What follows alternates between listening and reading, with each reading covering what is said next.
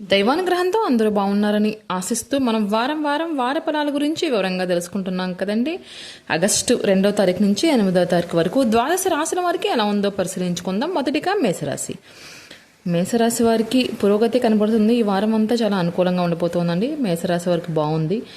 కుటుంబ సభ్యుల సహకారం కూడా లభిస్తుంది. ఉద్యోగం, వ్యాపార రంగాల్లో ప్రతి దాంట్లో అనుకూలంగా కనపడుతుంది మేషరాశి వారికి.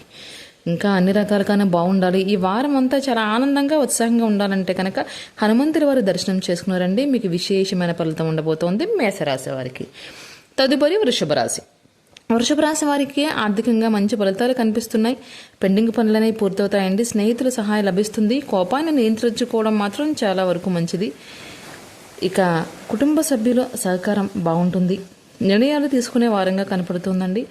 ప్రతిదీ ఆలోచించి నిర్ణయాన్ని తీసుకోవడం మంచిది వృషభ రాశి వారు.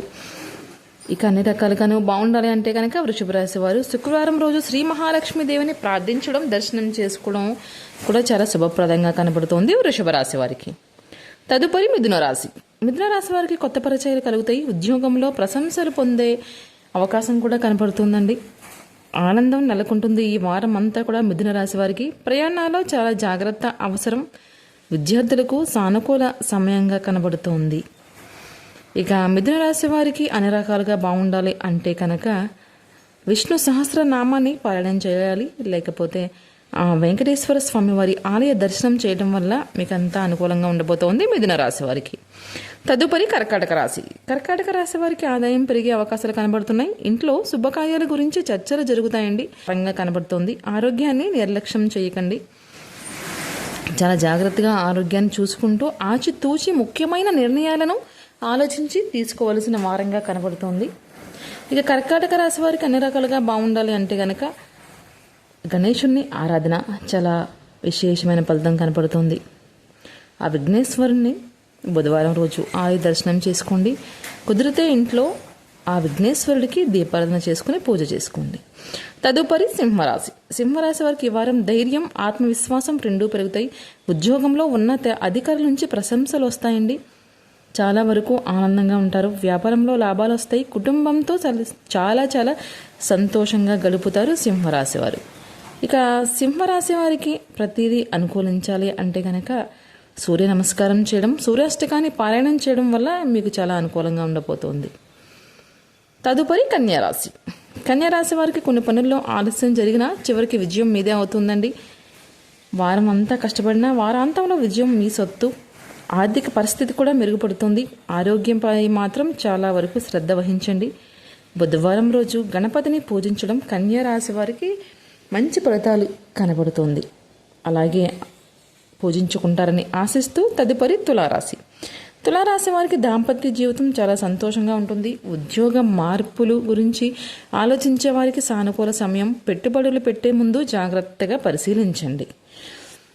ఇంకా అన్ని రకాలుగాను బాగుండాలి అంటే కనుక తులారాశి వారు శ్రీ మహాలక్ష్మిని దర్శనం చేసుకోవడం, పూజించడం, ఆరాధించడం, అమ్మవారి ప్రార్థన స్తోత్ర పారాయణం చేయడం ద్వారా తులారాశి వారికి అనుకూలించే రోజుగా కనపడుతుంది. తదుపరి వృశ్చిక రాశి. వృశ్చిక రాశి వారికి కుటుంబ సభ్యులతో సహకారం బాగుంటుందండి. ఉద్యోగం, వ్యాపారం విషయంలో ఆచితూచి నిర్ణయాలు తీసుకోండి. ఆధ్యాత్మిక కార్యక్రమాలపై వృశ్చిక రాశి వారు ఆసక్తి పెరుగుతుంది.